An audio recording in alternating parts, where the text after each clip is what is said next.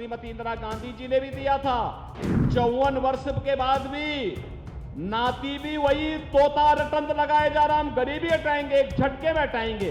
Supreme court ने भी कहा है कि स्त्री धन पर केवल स्त्री महिला का अधिकार है, कोई दूसरा अधिकार नहीं कर सकता। लेकिन ये बेशरम लोगों को देखो ना, ये कहते हैं कि महिलाओं के जेवर को भी हम अपने कब्जे में ले लेंगे। देश के विभाजन को फिर से आगे बढ़ाने के लिए कांग्रेस के द्वारा साजिश रची जा रही है, एनडी गठबंधन के द्वारा साजिश रची जा रही है। कांग्रेस और सपा का जो गठबंधन है, एनडी गठबंधन, इनके घोषणा पत्र को देखा होगा।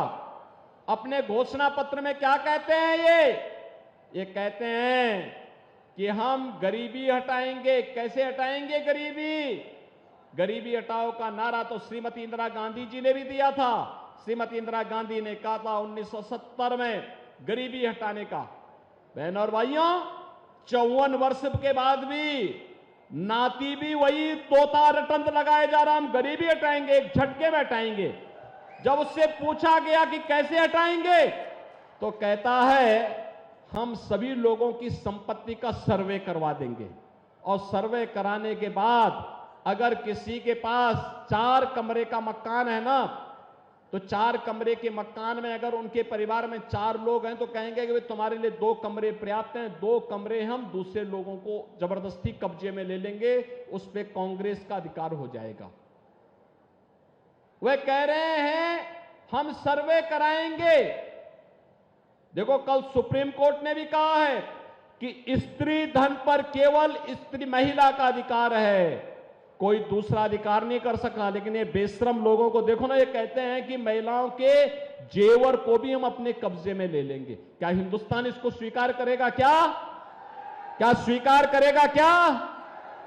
लेकिन इनकी हालत देखो। और किसको बांटेंगे? ये आपकी संपत्ति को बांटने का काम किसको करेंगे? बांग्लादेशी घुसपैठियों को, रोहिंग्या लोगों को, जो विदेशी आए हैं घुसपैठिए, उनको बांट देंगे ये लोग। क्या आप कोई हिंदुस्तान इसको स्वीकार कर पाएगा क्या? लेकिन ये कांग्रेस के लोग, इंडी गठबंधन के लोग कहते हैं कि ऐसा कर देंगे।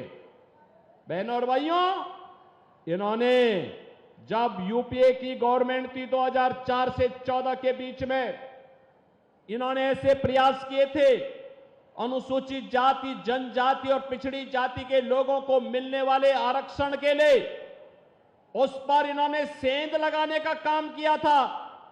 जस्टिस रंगनाथ मिश्रा की कमेटी गठित की थी।